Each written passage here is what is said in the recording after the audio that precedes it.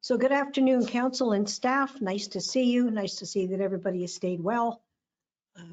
Welcome to an advance of St. Patrick's Day. We've got one lady who's decked out. I hope she shows up properly. Yes, she does. Anyway, we're going to call this meeting to order at 1 o'clock. And the proceedings of this meeting will be recorded and made available on the internet. Madam Clerk, could we have the roll call, please? Yes. Mayor Clarkson, are you present? I am. Deputy Mayor Wilcover? Yes. Councillor Armstrong? Present. Councillor Franson? Yes. Councillor Lambshead? Yes. For staff, we have Donna Taggart, CAO Treasurer. Present. Steve Brockbank, Director of Emergency Services. Present. Adele Arbor. Present. Adele Arbor, Temporary Manager of Building and Planning. Present. Ann Ruth, Deputy Clerk. Present. Chelsea Carpenter, Waste and Public Works Coordinator. Present. Lynn Holtz, Economic Development Officer. Present. Allison Martin, Planning Administrator. Present. And Jesse Clark, Director of Corporate Services Clerk, is present. Thank you, Jesse. Now we're going to have a moment of reflection, and if anyone has anybody that they would like to draw attention to, I'm going to say specifically to Susan Jackets for having lost her mother, and also to Chelsea Carpenter, who has lost her grandfather. So if we could have a couple of moments in silence, please.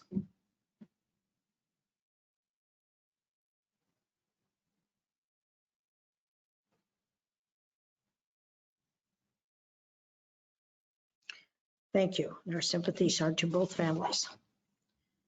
Remind council members of their obligation to declare any pecuniary interest they may have at this time. If you don't recognize one now, by all means say so when the opportunity presents itself. We need a motion to approve the agenda. Deputy Mayor Windover, Councillor Lambshead, all in favor? Motion is carried. A motion to adopt the regular council meetings of March the 2nd. Councillor Armstrong.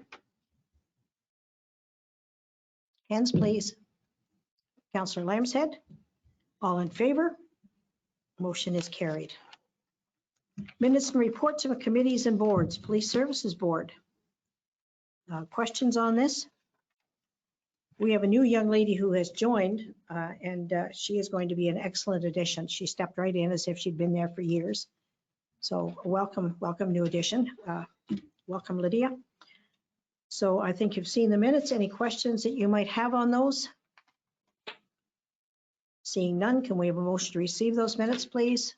Deputy Mayor Windover. Councillor Armstrong. All in favor? Motion is carried. And Ruth, Deputy Clerk, on behalf of the Police Services Board. And do you want to give a report here or? Through you, I certainly can. At the February 25th Police Service Board meeting, the board passed a resolution requesting council to direct staff to develop a mechanism for bylaw enforcement and issuance and prosecution of Part 2 parking tickets on both county and municipal roads in the most expedient way possible and in coordination with Peterborough County and the OPP. This report brings forward the Police Services Board resolution for Council's consideration of the matter. Thank you. Are there any questions on that Ann can ask before we put this to a vote? I think it's timely and hopefully we can get the county to blend with it so that we've got kind of one size fits all.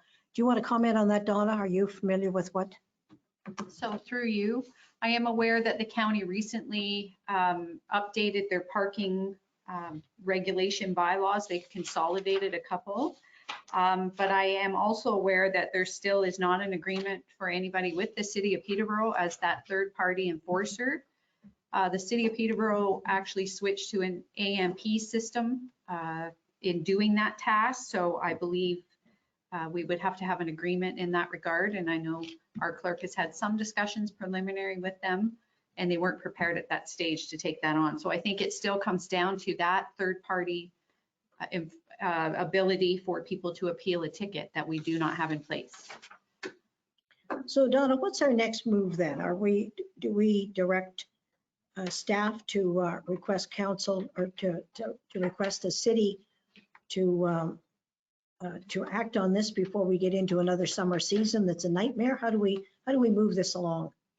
So through you, this request through the police service board gives direction to staff to investigate it further, and we can certainly do that to see if there's anything new. And can we try to put something in there to draw attention to the fact that we are getting into the summer season, and we'd like to have some resolution before that, because it's just a matter of moving it up and dealing with it. It's been Right. studied to death. Right. So through you, I don't know the time frame for that, but we can certainly check on it. Okay. Everybody okay with that, or anybody want to add something to that discussion? Okay, so can we have a motion, please? Deputy Mayor Windover? Anybody else? I would second the motion to approve this and move forward with it. Okay, seconded by Councillor Armstrong. All in favor? And motion is carried. Liaison reports for council boards.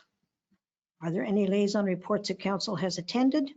EDAC, Parks and Rec, Police Services Board, or Library Board? I think we've spoken to the Police Services Board. Carol, do you want to add anything from EDAC? I don't think so. I think we are just in the process of revisiting our work plan and finalizing what the deliverables will be for this year and the next. Yeah. And we've come to pretty good decisions on the chairs and that kind of thing too. Right? Okay, PRCAC, anybody liaison on that one this time? They're moving forward with their recommendations, and we come to council, but they just recently got staff's input, so that was all looked at. Any idea- It's moving forward. Do you know when they plan to do that? Is there a, April 20th. Yeah, there's Is it- a couple of meetings before then, but yeah, I think it's around the end of April, we can give a report to council. okay, statutory public meeting pursuant to the Planning Act? None. Business arising from statutory public meeting? None. Presentations? None. Delegations. We're now going to have a delegation from Steve Lennox regarding the redevelopment off 16 Fire Route 94A. Steve, if you're here, please unmute your audio and or share your camera and make your delegation. You will have 10 minutes followed by questions from council if they have any. Are you there, Steve?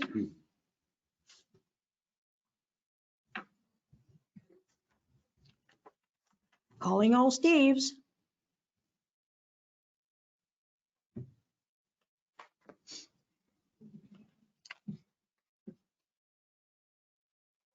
Maybe while we're trying to hook Steve up, we will go ahead and have the Public Works report from Chelsea. Chelsea Carpenter, are you there? I'm here. Thank you, and through you. I have prepared a report recommending amendments to Sunday hours at the transfer station sites to take effect April 1st, 2022. The changes will not decrease operating hours and is simply adjusting the times in order to ensure compliance with the environmental compliance approval. Staff have also identified the limited daylight hours as a health and safety concern for both staff as well as residents attending the site when daylight is limited.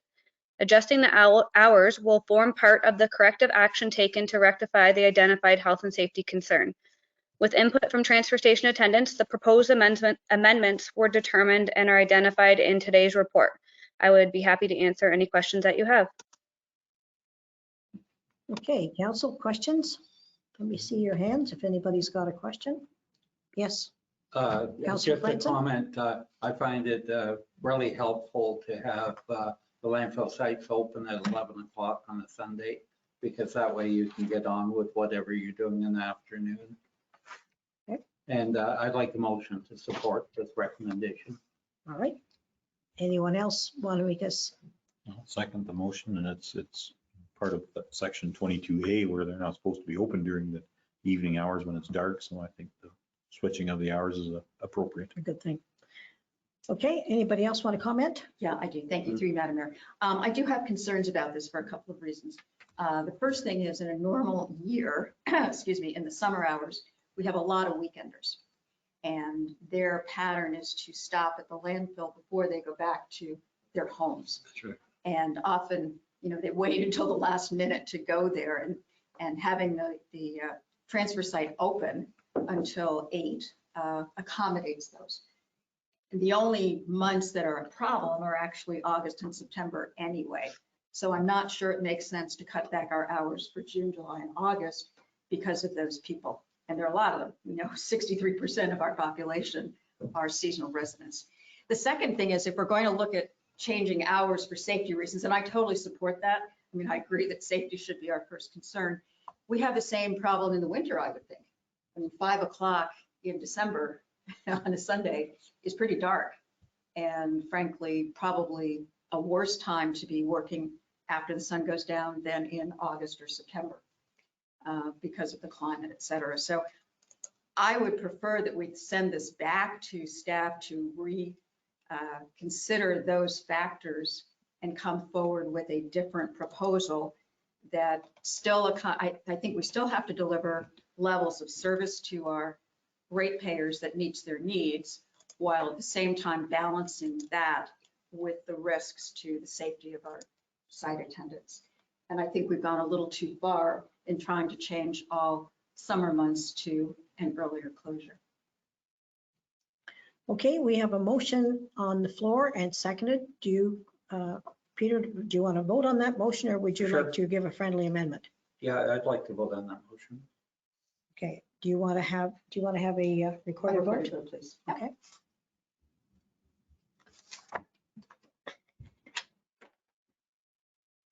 While we're doing this, is Steve available to get online yet? Steve Lennox?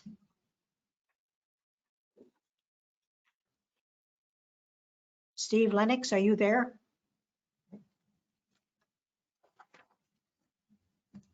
Okay, are you ready? Yep, so I'll commence with Councillor Armstrong because she requested the recorded vote.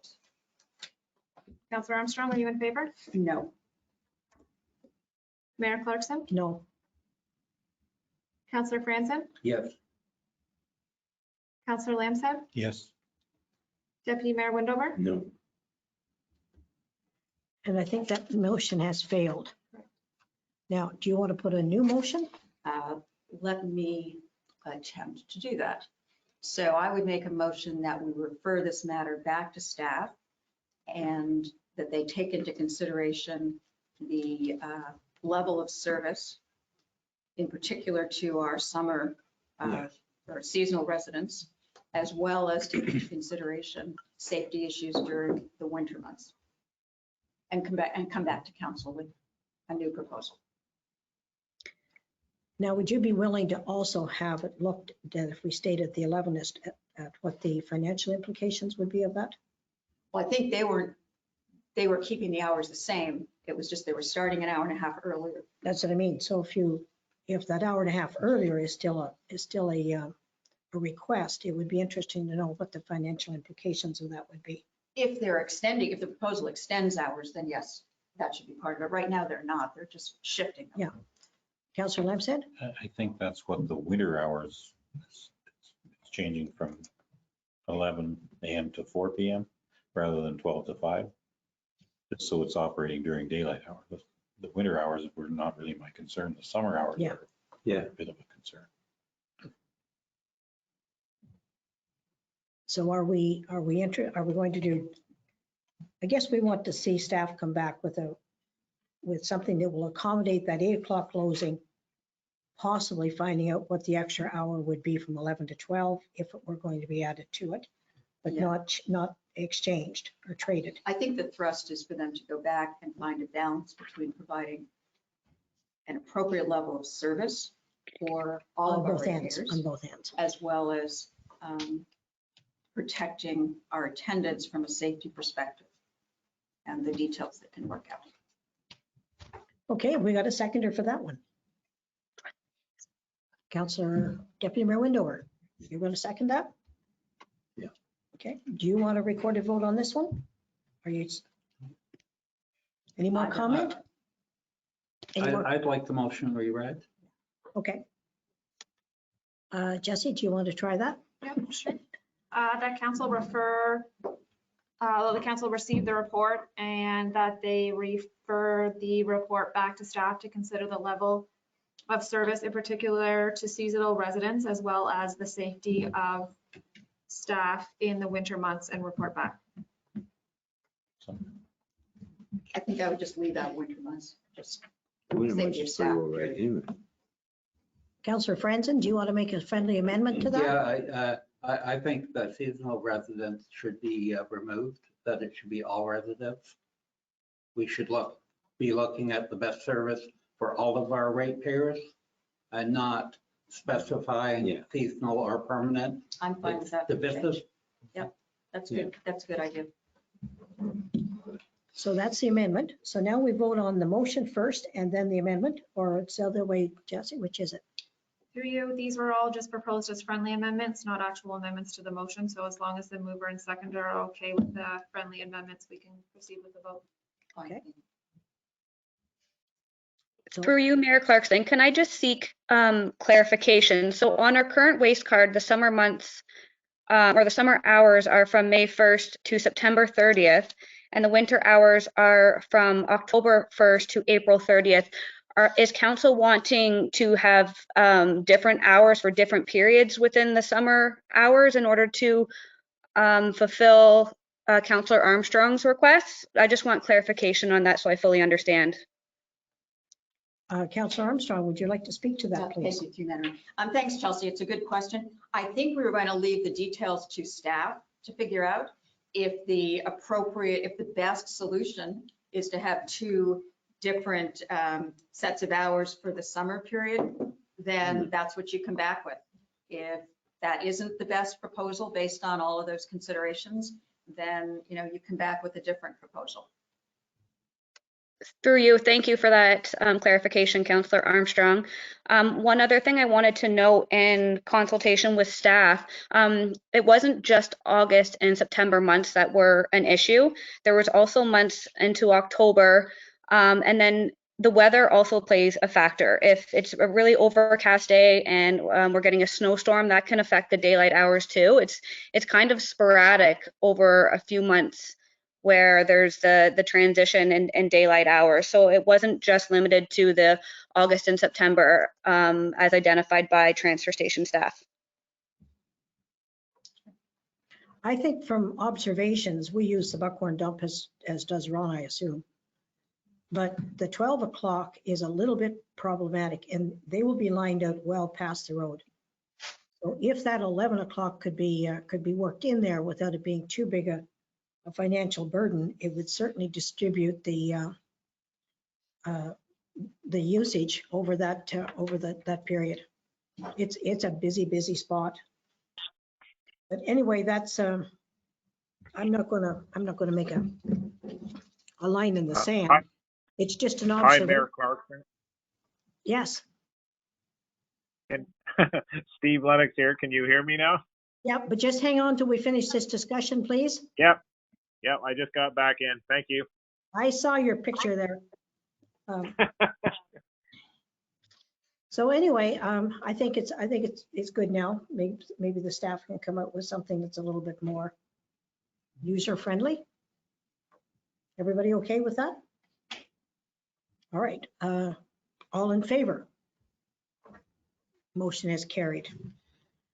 Okay, now we've got, do I hear somebody asking us a question there? Good afternoon, Mayor Clarkson. Steve Lennox here. Okay, Steve, you have 10 minutes and then there's time after that for council to ask questions. Okay, great. Thank you. Thank you, council members and Mayor Clarkson, for taking time out of your meeting to listen to my exciting proposal that I have for 16 Fire Route 94A, which lies in the municipality of Trent Lakes at the bottom of Nichols Cove Road. This was a resort that was built back in the early 50s, operating as a housekeeping style resort until roughly the late 70s, early 80s. And since then, it has been in neglect, had a couple different owners, but what a beautiful piece of land on such a beautiful lake. So I acquired the property approximately 1 year ago and put in at the municipality to redevelop it, and they directed me with a bunch of studies to do, fish studies, water studies, bird studies, all those good studies. So I've recently completed all those studies and they've all came back positive. So yesterday I submitted my zoning bylaw amendment to the city with all my studies and paperwork thereof. So my intent with this housekeeping style resort, there is 10 cabins currently located on the property now, and I'm going to reduce that number to 5 housekeeping style cottages, cabins, whatever you want to call it. And then I'm going to build a year-round home for myself to live there on the point of the property at the most southernmost tip, and a dry boathouse as well. So this property is about 1.67 acres inside. As you can see from the videos, it's a gorgeous piece of property. So I would like to seek your support in this venture to redevelop this property at this time. And you know, I operate some other cottage rental businesses on Pigeon Lake, and there's such a lack of good cottage rental businesses that are, you know, resort style housekeeping, that this would be the perfect fit. And I've had several conversations with Mayor Clarkson, and it looks like this is a great municipality for to do this venture in. So as you can see by the pictures, it needs a lot of work, but I can take it to the finish line and make it something great. So, you know, with your help and support, I would like to get that done. So if anybody has any questions about the property or anything like that, I'd love to answer them. Council, any questions? Councillor Armstrong. Yes, thank you, through you, Madam Mayor. Thanks, Steve.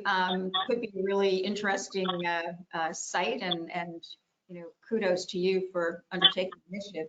I guess my question to you is, where in our planning process is this proposal? And do you have the zoning permits, et cetera, that are required to move forward? So, so I'm working with DM Wheels out of Peterborough, which are helping me through the process here of redeveloping this piece of land. And yesterday we submitted to the Municipality of Trent Lakes our zoning bylaw amendment proposal, along with all our studies.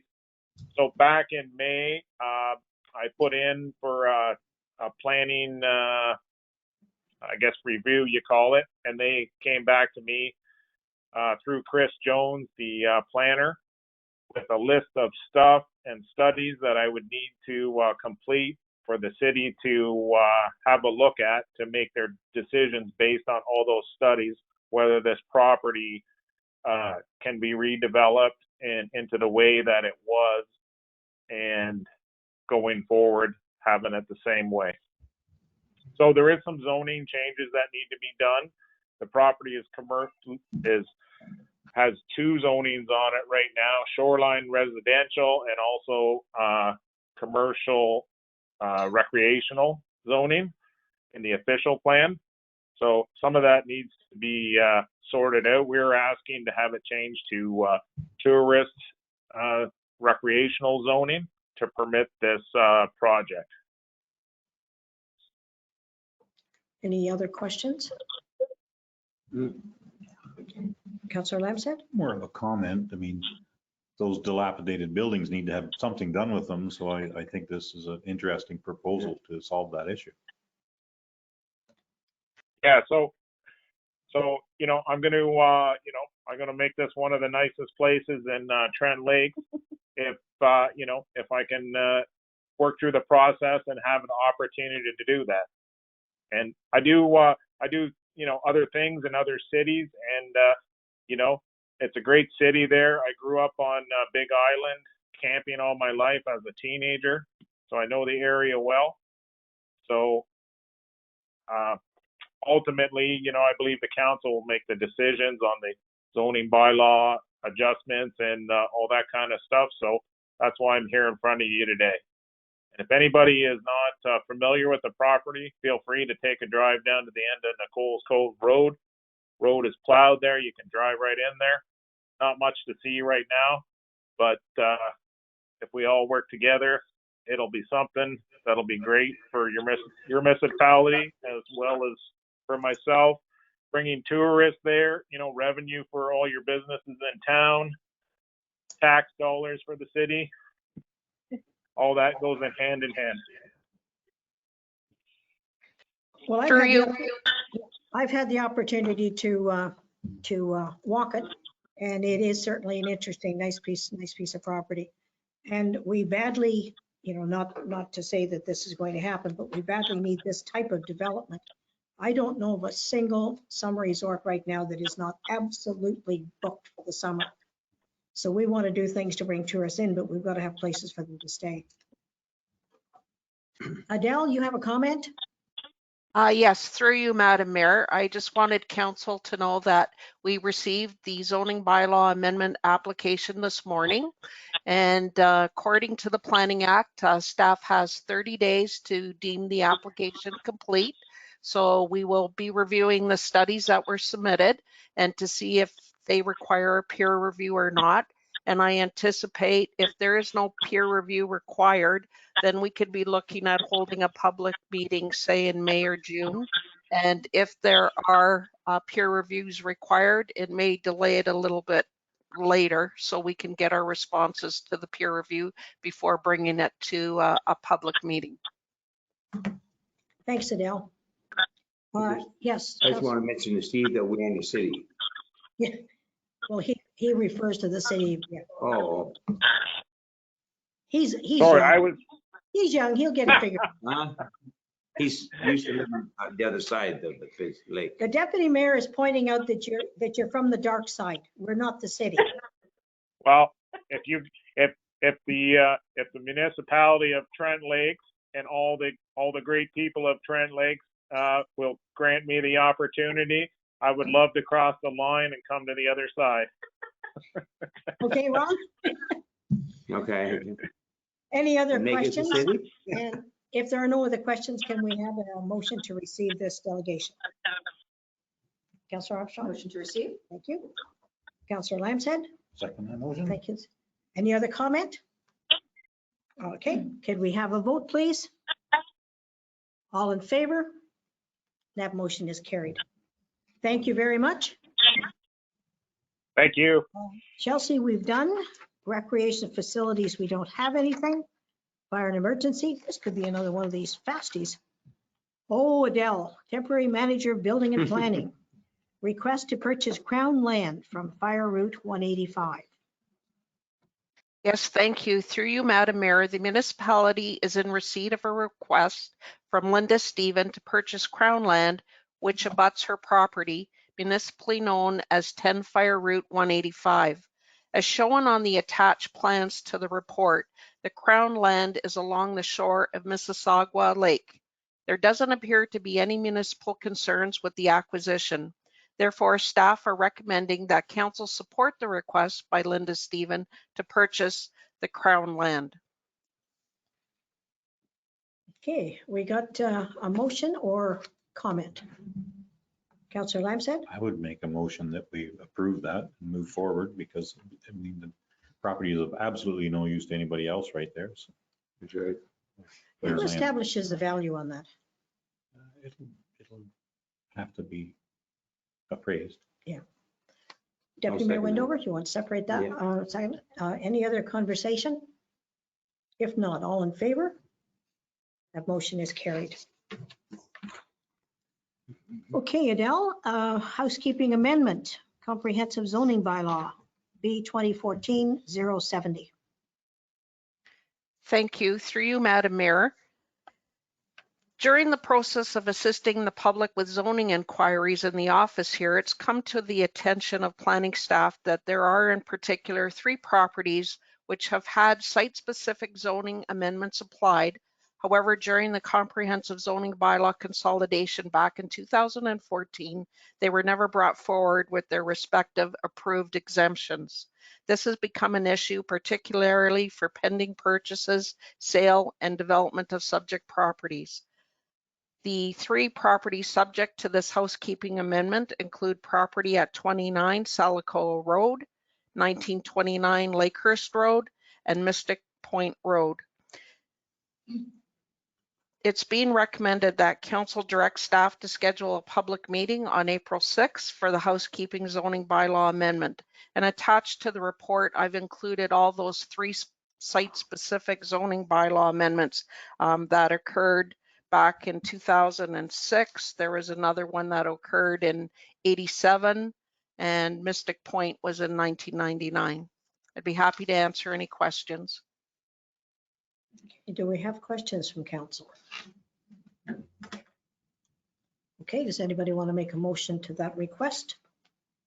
Deputy Mayor Windover? Ron? Yes, I'll make a motion. Can we have the seconder?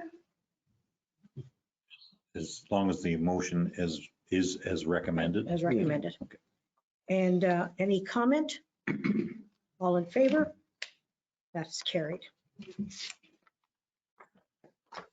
Allison Martin, Planning Administrator, consent application.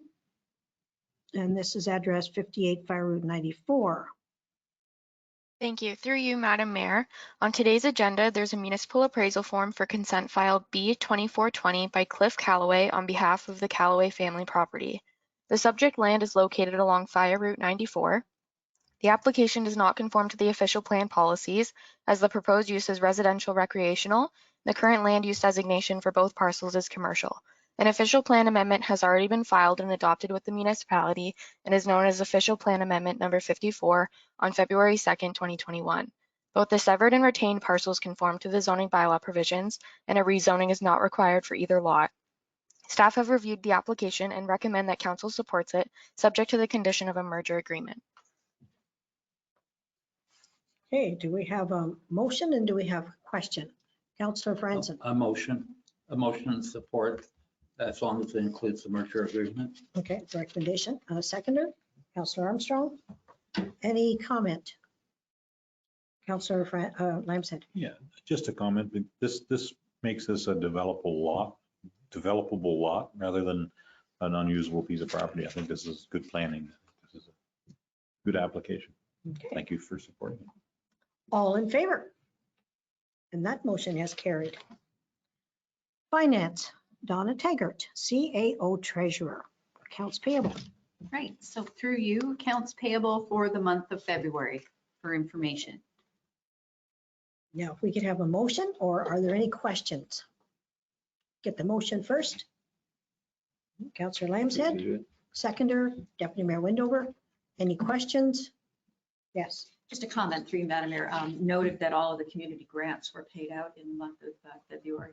So I wanted to thank staff for getting those out so expeditiously and into the hands of the people that applied and were approved by council. Well, and thank you to the people who did apply, who are of such benefit to this community. Okay, all in favor? And that motion is carried. Administration, Lynn Holtz, Economic Development. And you're going to talk to the feasibility of a dock at Odenang Park. Thank you. Good afternoon, Mayor Clarkson and members of council. You have before you my report that is addressing the feasibility of just the dock at the Odenang Park. Speaking through you, Madam Mayor, if I may provide a verbal update. Since the writing of this report, staff has had ongoing conversations with the Trent Severn Waterway, and more information has become available. Staff prepared a scale drawing of the proposed dock, which included the dimensions of the proposed cruise boat, and submitted it to the Trent Severn Waterway. While this was not a formal application submission, the Trent Severn Waterway was agreeable to looking at the drawing for any glaring points of concern. Trent Severn Waterway has indicated that the submitted drawing did not have any obvious areas of concern, and based on the drawing for the proposed project, it has the potential of meeting the requirements for a successful application. The Trent Severn Waterway also added that while an approved application does not leave any obligations to council to do the work, there is a non-refundable application fee if the council does withdraw at any time. The realty manager at the Trent Severn Waterway has stated the non-refundable fee for this application would be $105. In conversations with the Trent Severn Waterway, it has been expressed that there is favorable support for this proposed project within the Trent Severn Waterway. Municipal staff are continuing to investigate the insurance implications for the municipality, and additionally, the Township of North Kawartha has recently provided staff with a copy of their former agreement with the boat cruise operator for staff information. And I would be happy to answer any of your questions. Thank you. Okay, do we have questions? Now, can we have an update, Don? I think you can do part of this in terms of the blocks that have to be put in to anchor the boat. I think you've been in consultation with Jeff Cheshire. Deadlines there are the 31st of March. Anything that's going to affect the dock, those pillars must be in by the 31st because of fisheries. So they can be put on the shore. Dock can be done at any time in the future, but if they don't go in before the 31st of March, the next opportunity, I think, is the 15th of July. He claims that he can put these in within 20 feet of the shoreline, and as long as the dock is a floating dock, that the Trent Canal doesn't issue permits on that. So those are conversations that are taking place between I think Donna and Jeff. So through you, that was the same information relayed to me that you just indicated there. So yes, I'm not aware of the requirements for a permit or the armor stone or anything other than he was wanting to install those before that March 31st deadline, and that there would be a survey involved that he would look to provide. Yeah. But I don't know anything further to that. And Cheshire said that he would provide the stone free of charge, but it must be surveyed. And he said he has a surveyor that would do it tomorrow. He's just got a person that works with him all the time doing these layouts. So I think, go ahead, Carol. For clarification, we do not have an approval from Trent Severn to proceed with the dock, right? So through you, that is correct. So I think we're getting a little ahead of ourselves. I think until we have approval from Trent Severn for a dock, we certainly can't move forward with any construction that would be related to the dock. And if we have to miss that window, then I guess we have to look at the next window, which would be July 15th. But I don't think we can order up any work related to this until we have approval and until council has agreed to move forward with it, either of which we have at this stage. But the pillars that are going to be the entranceway to the dock are outside of the dock. If nothing else ever happens, you've got those pillars there. Without the pillars, the dock can't proceed. My understanding is as long as the dock is floating, it does not require a permit. If the dock is anchored, then it does. But the first thing that's of a time constraint right now is the pillars, and really with the exception of a bit of a survey, there isn't going to be any cost to the township. But as things progress, if the dock becomes pliable or manageable, that's there. The dock cannot go forward without them. And Captain Bill has been in dispute with Viamede over his, he put a dock in and then Viamede didn't want him to use it.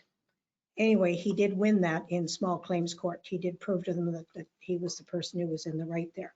Now, having said that, small claims court doesn't give you any money. They just tell you what you want. But at least it proved that he knew what he was doing. But if we let this opportunity go, let's say the pillars, they're not going to cost us anything except a survey. It's the pillars or piers? They're not Two pillars, huh? slabs of armor stone, Pardon? 2 slabs of But armor are they stone. on Trent Severn water? No, they're 20 feet back. If he keeps them 20 Okay, so feet then back, we don't need a permit then from the Trent Severn, no. or Parks Canada, whatever you want to call it, okay? That's don't what need Jeff that. explained, I think, to Donna. He said they do it all the time. If they stay 20 feet back, Okay, but that's separate to the ministry saying they can't be anywhere near it. That's 2 different things. So well, the regardless of thing where, is you won't get a permit from them. after We're the applying 30, one for now and get it by the end of March. There's no way. doesn't need to be though.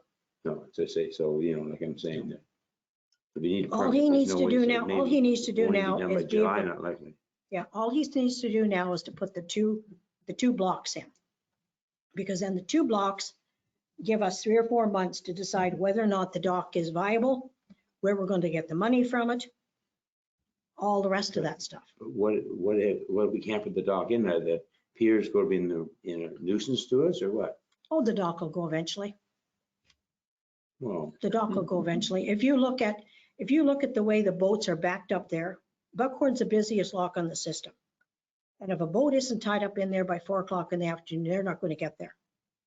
So if something happens and that dock goes in and Captain Bill doesn't, all we have to do is divide that off into 4 different units and rent them.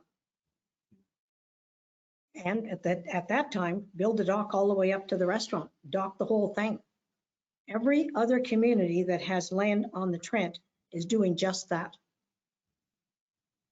So this is it's a wasted opportunity.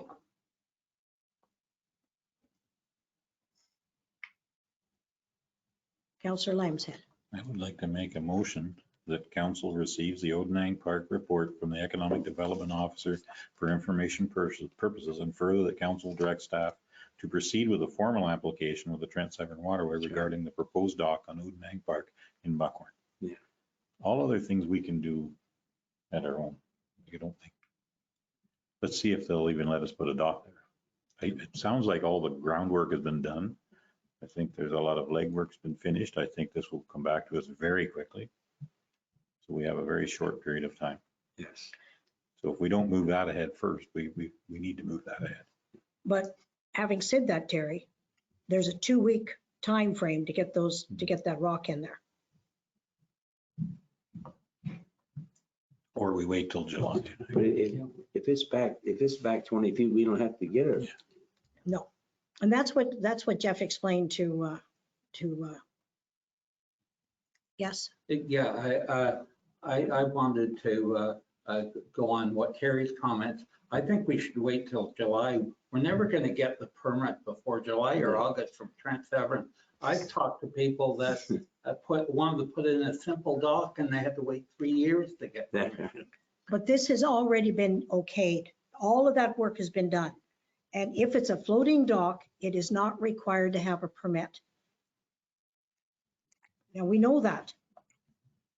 If that dock is not, if that dock were to be were a stone dock or something that can't be moved, but that dock will be in 3 sections. And the end of or first part of October, it'll be unscrewed and towed around the corner to Oak Bay for the winter. And that's why there aren't any permits required, because it's a floating dock. So you're saying we don't even need a permit from Trent Severn? No. And that's exactly what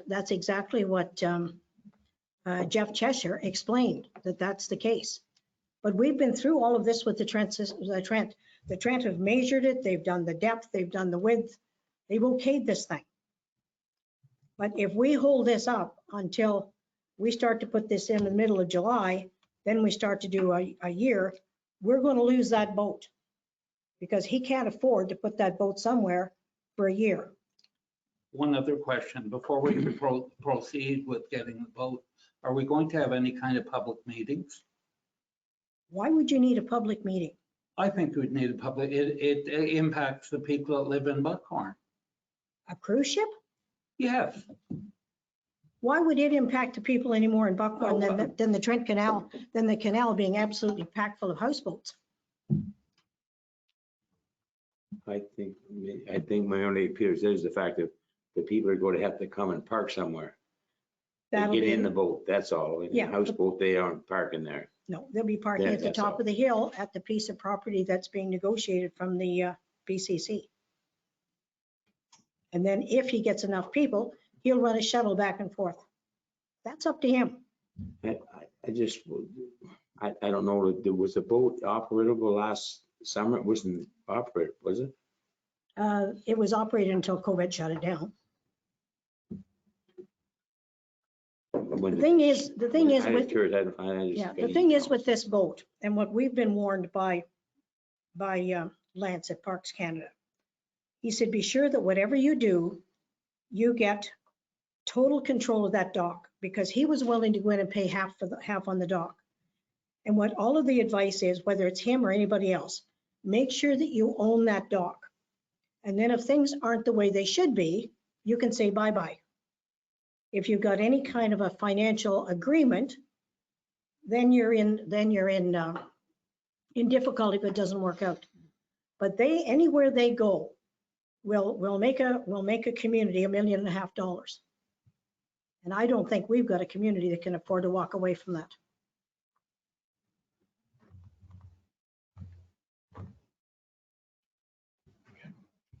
Yes. Thank you, through you, Madam Mayor. I have 3 comments. The first one is we have a staff report that is telling us we need an application for a permit. And we're hearing from the mayor that we don't. So I'd like to get clarification around that.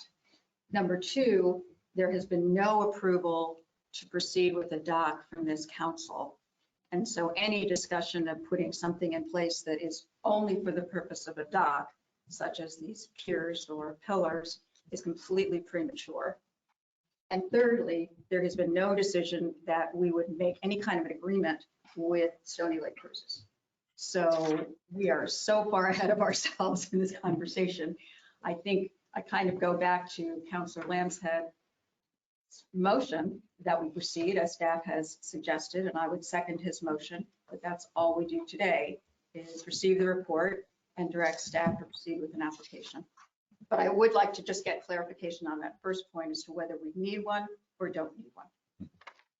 If I may, speaking through you, Madam Mayor, at no time in my discussions with Justin Giroux of Trent Severn Waterway, he's the shoreline permitting officer, had he indicated that we would not require an application or a permit.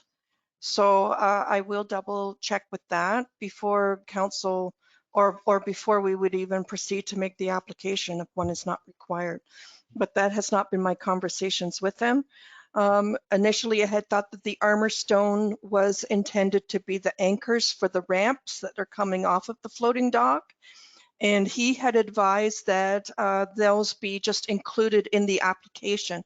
And the reason he advised that was so that it could be closer to the shoreline, and also it would be on the same application. If we were to separate it into 2 jobs, if it required a permit, they could get separated and wind up with 2 different time frames.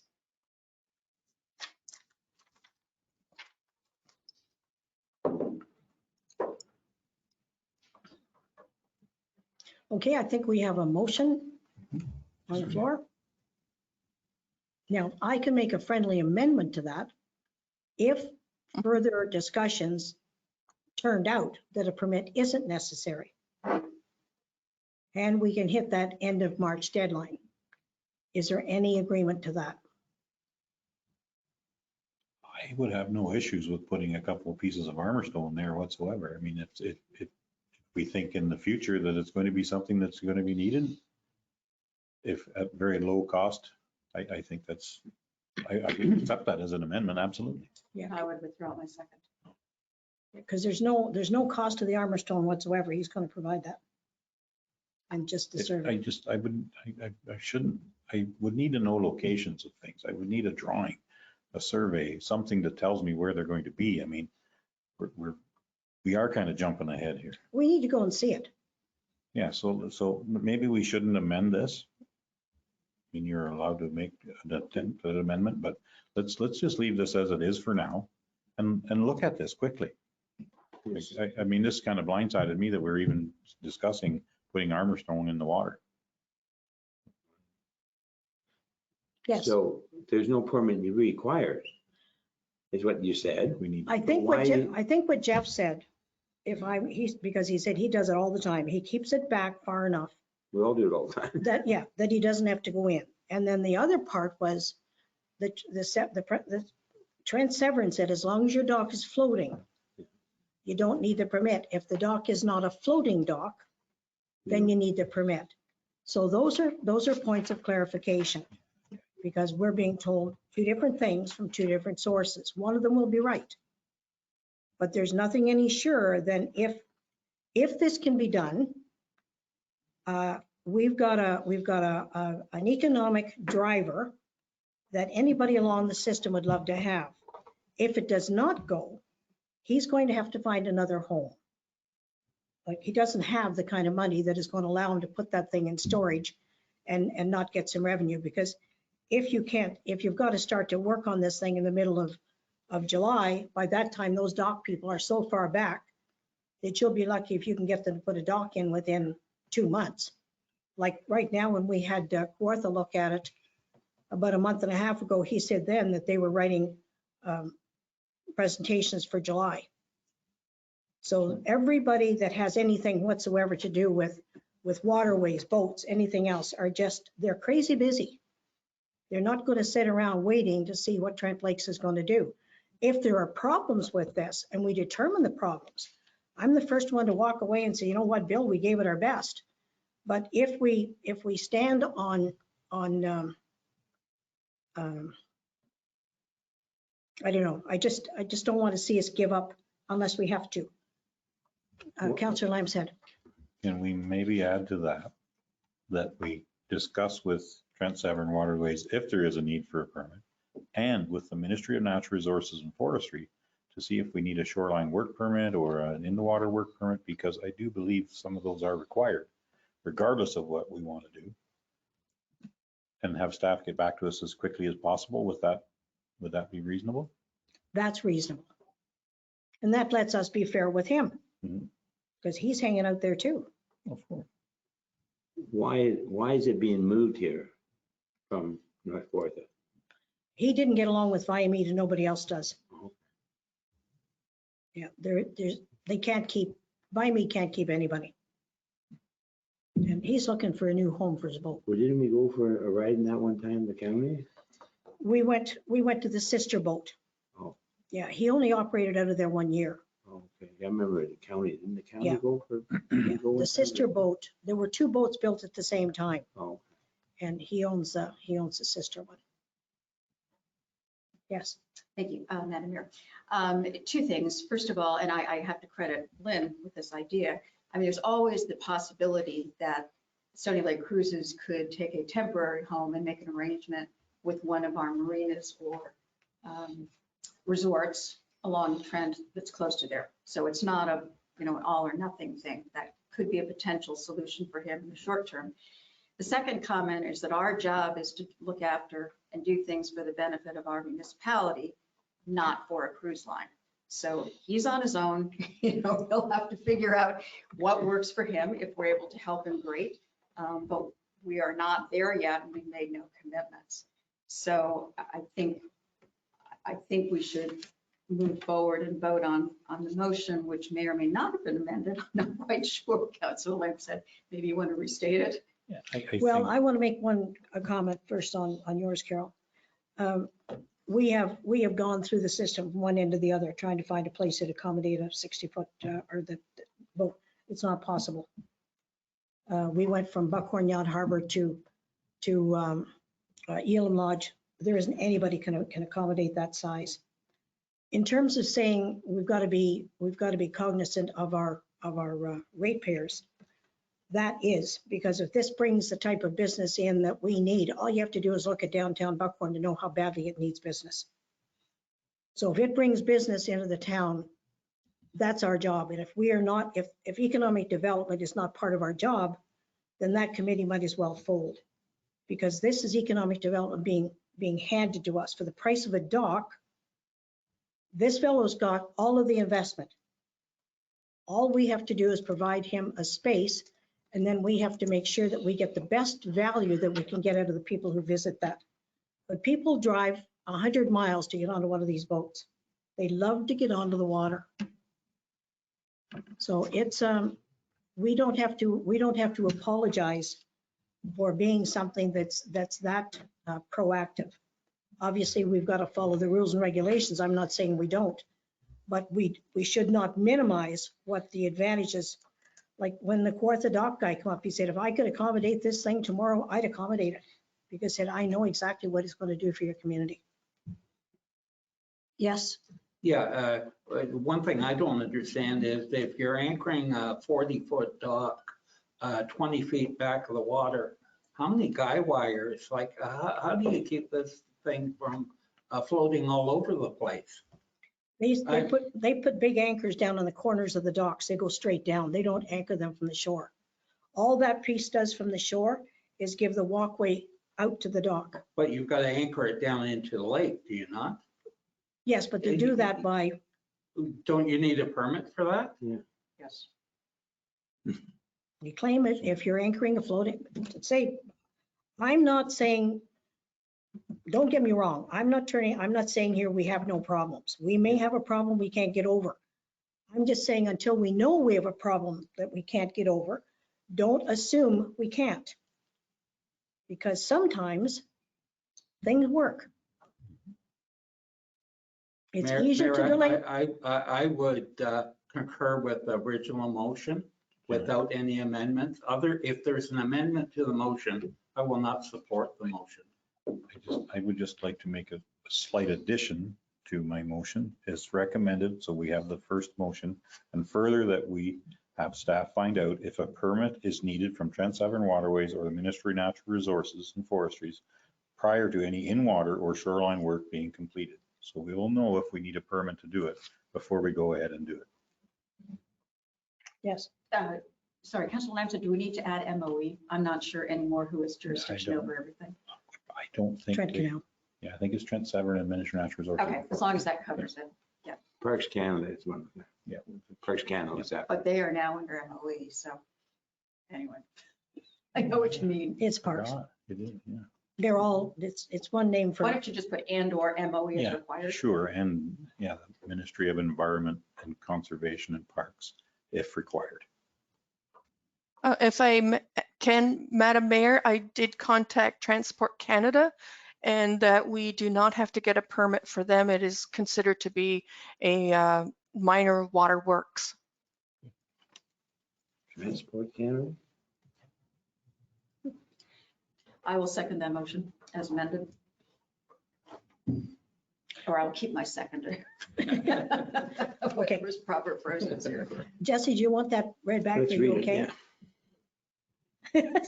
Okay. You knew that was The coming. council received the Odenang Park dock report from the Economic Development Officer for information purposes, and further that council directs staff to proceed with the formal application to the Trent Severn Waterways regarding the proposed dock at the Odenang Park in Buckhorn. And further that we have staff find out if a permit is needed before the second part of that. As From necessary. Trent Severn Waterways, Ministry of Natural Resources and Forests, and possibly the Ministry of Environment and Conservation and Parks prior to any in-water or shoreline work being completed. And if those are the three to date, I don't, nobody's had to deal with them. Don't ask for trouble. Anyway, all in favor? Carried. Oh, that didn't take long. Alpine Village Pirates Glen Lake Estates Annual Report. Donna, would you like to speak to that, please? Or do you want us just to accept the report? So through you.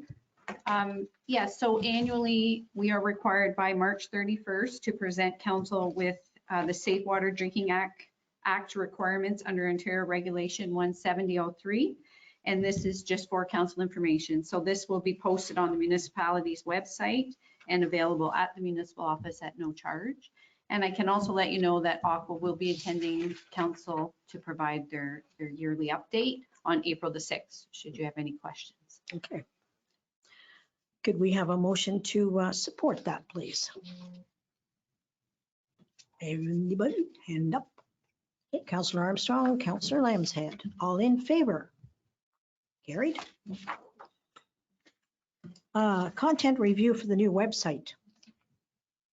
So through you, I'm seeking approval from council to use an additional $5,000 from the service delivery reserve for an additional content writing review by eSolutions. As council are aware, we are currently undertaking the implementation and redesign of a new website for the municipality, and that is set to take place the week of April the 5th. So this is a good resource or a good use of the funding, and will provide just an extra oversight. So in ensuring that the product that is released is top notch. Okay. Motion, please. Councillor Armstrong. Motion to receive the report and to approve the use of those $5,000 from our reserve service delivery. Seconder, Councillor Lambshead. And any questions? All in favor? Carried. One little comment about that. It's nice to see that we're getting the accessibility part put in there because we have to make sure that that gets done. Corporate Services, Ann Ruth. Award for a pickup truck. Thank you. Through you, Mayor Clarkson, tender T-01-2021 for the supply and delivery of one half-ton crew cab 4x4 pickup truck with optional trade-in of existing closed on March 3rd. 2 bids were received and reviewed for compliance. The bid from Mohawk Ford Sales Limited did not meet minimum specifications relating to towing capacity and the requirement for front proximity sensors, both of which are key to operations. Staff are recommending award of the tender to the lowest compliant bidder, being Fraser, Durham, Chrysler, Dodge, Jeep, Ram, Inc., including vehicle trade-in. Thank you. Okay, questions? I'm going to motion first. Motion to approve. Motion to approve. Councillor Lambshead. Comment. And a comment. It's nice to see that we're going to be removing some of our shadow fleet so we don't start building that. So this is in line with some of our fleet requirements. And a seconder, Councillor Armstrong. All in favor? Carried. It's just too bad it's a Dodge. And Ruth, council expenses for February. Thank you. Through you, Mayor Clarkson, this report brings forward council expenses submitted for the month of February for council's consideration and approval. Thank you. Okay, motion. Motion to approve. Okay, Councillor Franzen. I would like to second that with an apology to everyone for not having mine in on time once again.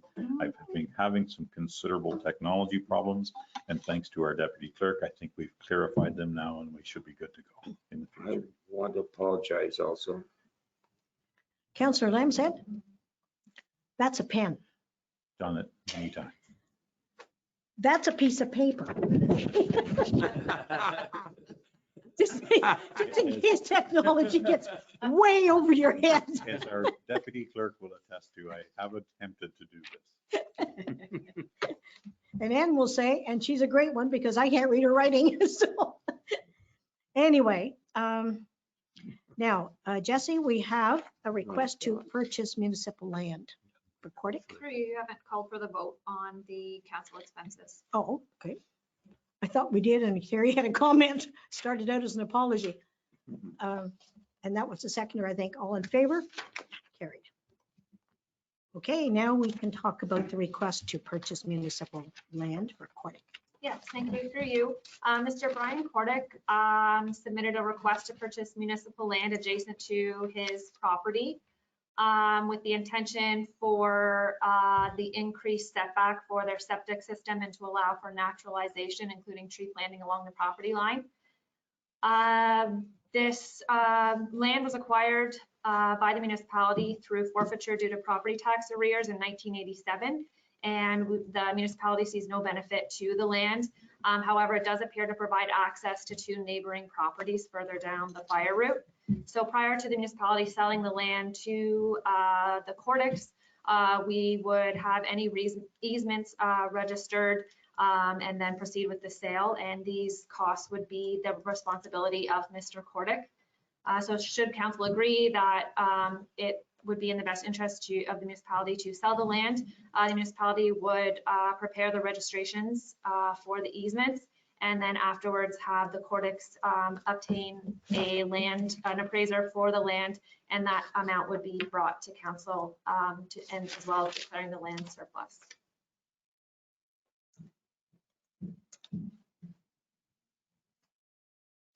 Yes, Councillor Francis? I'd support that recommendation. Okay, do we have a seconder? I would Councillor second it. Armstrong? Sure. Do we have a conversation? All in favor? Carried. Okay, AMO attendance. Again, Jesse, please. Thank you, through you. In November of 2020, council passed a resolution that approved sending Mayor Clarkson and Councillor Franzen to the 2021 AMO conference if it is being held in person. AMO has confirmed that they will not be holding the conference in person, and it will be virtual for the same dates, August 15th to 18th. Early bird rates apply until April 30th, and staff are looking for direction on whether Councillor Franzen and Mayor Clarkson would still like to attend. I would withdraw. I'd like to attend. Okay. Would anyone else like to attend in my place? Can they think about this and let you know at the next meeting? Sure. Okay. So we'll have a motion for my withdrawal and for Peter to accept at this point. Ron, are you interested? No. No. Terry? I am, I just need the timing. I have to think about the timing. Yes. Yeah. It's a busy time. Carol? Probably not. I did do Roma, so let somebody else. Yeah, I have to think about our policy before I would. Through you, Mayor Clarkson, I believe Councillor Lamshead's correct that the policy only permits one per year. But due to the reduced cost of sending a councillor to a digital conference as opposed to an in-person conference, I'm sure the policy could be waived one time to allow council to attend an additional one. Yes. Thank you, through matter. Maybe just throw out an idea again for consideration. Maybe if Donna, for example, is able to find the time to do that, we send somebody from staff, either Donna or somebody else. In past, I've seen some staff members attending it. Well, it might be a good place for Lynn. Excellent. You know, she hasn't been exposed to a lot of that sort of thing. That might be a good spot for her. I think I'd leave that up to Donna. Sure. Okay. Thank you. All right. So then we'll put that, we'll put the second person in Donna's hands to select who that might be. So we'll have two, one confirmed, one to be confirmed. And if we could have a motion, please. Councillor Armstrong, Councillor Lamshead, all in favor? Carried. Okay, Jesse, alternative voting methods. Thank you, through you, Mayor Clarkson. The next municipal election will be held October 24th, 2022. With COVID, the Municipal Elections Act was amended. There used to be a May 1st deadline in the year before the election to pass this alternative voting methods. It's now May 1st in the year of the election, but in preparation, staff are looking to still meet the original deadline. The 2018 election was the first that the municipality held with internet and telephone voting. There was a decrease in the voter turnout from the 2014 election. I've included some statistics from the post-election questionnaire for council's information. With the ongoing pandemic and in planning for a safe election, staff are recommending that a bylaw be passed to approve internet and telephone voting as the voting methods for the 2022 municipal election.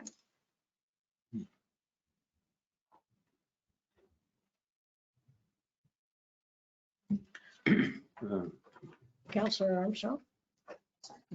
I'll defer. Yes. So I would just think that let's hope this is over in a year and a half. You're thinking it's going to still be going in a year and a half? Through you, Mayor Clarkson, I didn't think it would go for a year, so it surprised me. I would like to make a motion that we have at least polling stations in 2 community centers, or possibly 3. I don't think Yes. we're to the stage where we want everything to be electronic. I know there's extra time, but there's lots of things that we do that take more time. And I think voting is one of those things. It's important enough that we make it available to as many people as possible in a format that they're used to using. We're finding out with the COVID just how complicated it is for people to even take that, to book their own vaccinations. So we still have a segment of the population in these rural areas that are elderly enough that they're going to want to keep to this tradition, at least in the foreseeable future. That's my feeling. Yes. Just maybe clarification. I think the last time around, we did have it set up so that people could come in Mhm. to the municipal offices, so we're not shutting them out. And if that's still available, I think that will cover that segment. I did think about that, and I honestly think that COVID has pushed a lot more people to be comfortable with technology. So I think having dipped our toe in the water in 2018 and with COVID and the impact of that, I think this makes sense for us to continue it with the sort of stopgap ability for people to come in or call and get the help that they need to go forward. So I would make the motion to receive the report and direct staff to prepare a bylaw authorizing the alternative voting methods. Yes. I like the idea of voting being an event when people go out to vote. Yeah. And I think at least the day of the election, we should have, whether it's just here in the office or whether we take one of the community centers or a couple of community centers for the day of the election. Because I think elections should always be an event that it's not something, a click of a mouse. Yeah. Yes. Mayor Clarkson, for the 2018 election, for the entirety of the advanced voting as well as all of voting day, we had 4 stations set up at the municipality to help people get registered and to vote. We assisted them through the technology to vote, internet or telephone. And that would be our intention again for the 2022 election, to have this set up as a help center to assist people who don't have the proper connections or technology or who have trouble with that.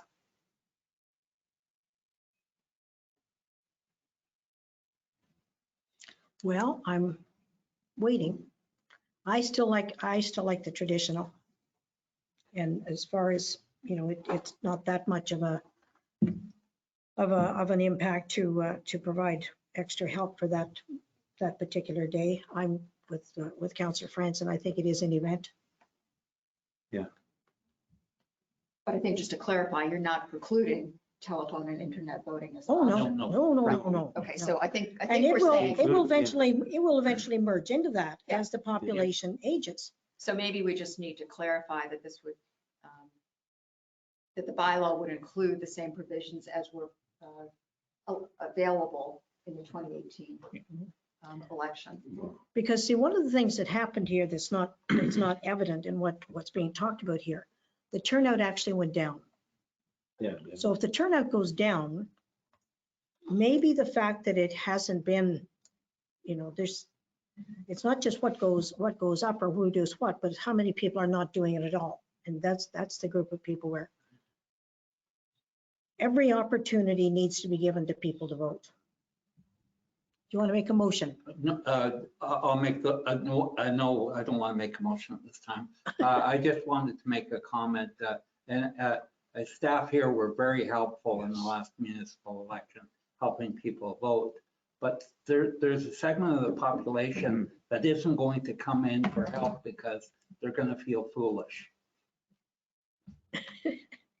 No, there was. They're afraid of technology. Excuse me, there was a lot of people that said, I'm not going to vote at all. I can't do that. I think it's too I can soon. name I a think few it's of them. coming, but I think it's too soon. Yes, I will make a motion. I'd make, yes. oh, Through you, we have a motion on the I think floor. you It have a just hasn't been oh, seconded. okay, sorry. Okay, so Carol, your motion is the one on the floor? Okay. But it hasn't been seconded. Hasn't been seconded. Okay, so that motion has failed at this point? Unless, Well, if there's is no there a second- seconder to Carol's motion to start with? Okay, seeing none. Counselor Franzen, do you want to take another stab at it? Yes, I'd like staff to investigate the costs of combining electronic voting with paper ballots on election day in 2 locations within the municipality. I'll say. And any more comment? All in favor? Carried. Okay. Now, correspondence for Carried. information. Anybody here want to pull any one of these out? I'd like to support the 11.4 Municipality of Westway support for resolution regarding municipal insurance rates. Yes, Through you, the council has already supported a resolution regarding municipal insurance rates, so it's included in the information for that reason. okay, so, but is it the same one as this one? Yes. Okay, so we don't need to do anything with this. Okay. Correspondence for action, color-coded capacity limits. I would like to make a motion that we receive all the correspondence for information. Okay, Second. all right, all in favor? Carried. Okay, now it's the correspondence for action. Oh, would that include the Lakeville Herald advertising? I have that. That's under action. Yeah, that comes later, I think. Oh, I thought that we were. Yeah. Okay, that's fine. Okay, correspondence for action, City of Sarnia, color-coded capacity limits. Yes, Motion to receive. okay, seconded. Councillor Franzen, all in favor? That is carried. Homeless mental health and addiction in Niagara. Motion? Councillor Motion Franzen, to support. support. Do we have a seconder for that?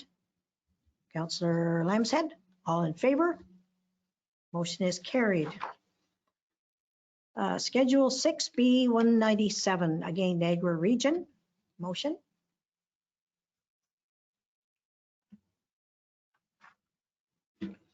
To receive, possibly?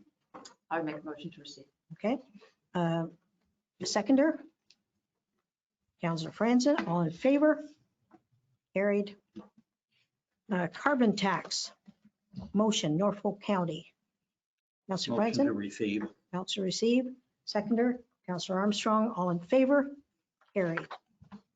Lake of Bay, restaurants in stage 2. Councillor Armstrong. Motion to receive. And a seconder for that motion, Councillor Lambshead, all in favor. Now we've got the Lakeville Herald advertising request. Now, is this attached for any particular time frame? Like it's not an Easter message? What is this? Like I read it, but I don't know why we're doing it at this time. Yes, Through you, Mayor Clarkson, I believe there may be a volunteer appreciation month that this ad is part of for the Lakeville Herald. so I didn't see any explanation with it. I just saw the ad. Yes, And I really hope that we actually are going to get into a part of time where we are going to be relying on our volunteers to do some things. Yeah. Hopefully this pandemic comes to an end quickly rather than long term. It's nice to say thank you to everyone. Yeah, definitely. so So I would support allocating some funds to that out of our what's left of discretionary our budget. budget. Sure. And a seconder, Deputy Mayor Windover, all in favor? That is carried. Okay, bylaws and the agenda memorandum. Jesse, you're going to speak to these?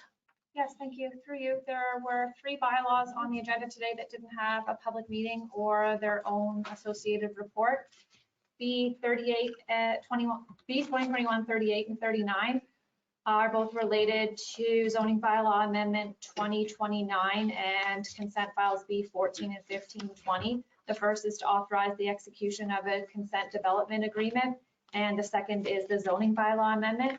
And B 2021-41 is a bylaw to authorize the execution of the shoreline road allowance purchase agreement for Series 31.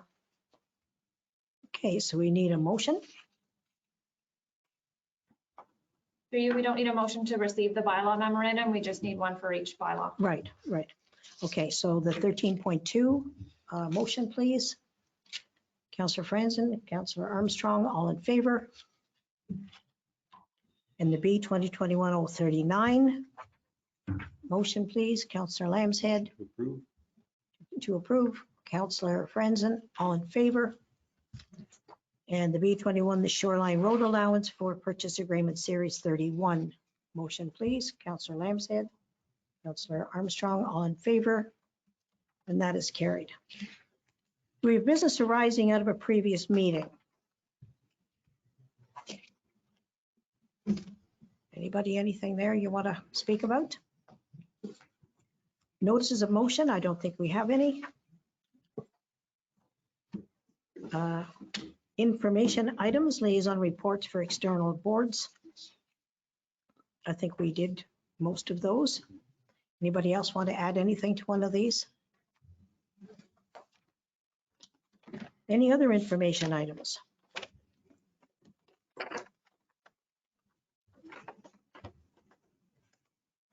Now, unfortunately, we have to announce the resignation of Alicia Capello from the Library Board and Sheila Cook from the Parks, Recreation and Culture Advisory Board. We would like to thank them both for their hard work and dedication, and a notice of vacancy will be posted to fill these two positions. Thank you, ladies. So that announcement will go out shortly, I gather. Yes, through you, it's already, the already library posted? board is, and the Parks and Rec will be out today or tomorrow. And when do they close? Through you, the library board applications close Friday, March 26th, and I don't believe a date has yet been set for the Parks and Rec applications. Okay, now we're going into a closed meeting to discuss personal matters about an identifiable individual, including municipal or local board employees, labor relations or employee negotiations, and advice that is subject to solicitor-client privilege, including communications necessary for the purpose. Anyone that is listening or viewing the electronic meeting may remain on the line for when council rises from closed session. Could we have a motion to go into close, please? Councillor Armstrong, Councillor Lambshead, all in favor? Thank you.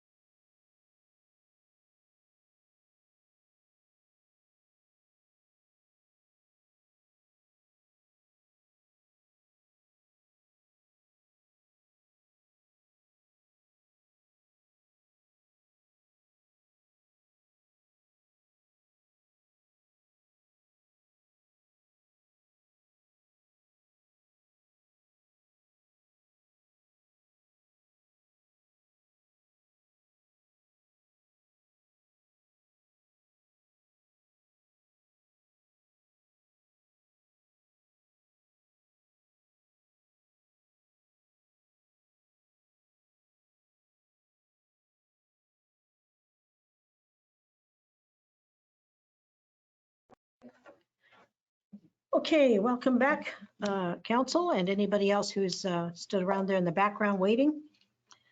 We need to have a motion to rise from closed. Deputy Mayor Windover, and the seconder would be Councillor Franson. And all in favor? That has carried. Now, business arising from the closed meeting, adoption of the minutes from March the 2nd closed. Motion, Councillor Lambshead, Councillor Franson, all in favor, and that has carried. Motions coming out of the closed. I guess we just do the, we'll watch them, do we? Yes. Yes. I'll make the motion that the cost associated with the zoning bylaw amendment application and the scope site assessment by Kawartha Region Conservation Authority with respect to properties being 865 and 867 County Road 36 be borne by the municipality of Trent Lakes. The submission of a zoning bylaw amendment for properties being 865 and 867 County Road 36 will be the responsibility of the owners. Well done. Does anybody want to say that fast? Anybody want to second that? Councillor Lambshead, all in favor? That is carried. Now, adoption of the confirming bylaw. Motion, please. Councillor Franzen, Councillor Armstrong, all in favor? That has carried. Would anybody like to make a motion to adjourn? Deputy Mayor Windover, Councillor Franzen, Councillor Lambshead, Councillor Armstrong. Jesse, would you like to go home? All in favor? And that motion is carried.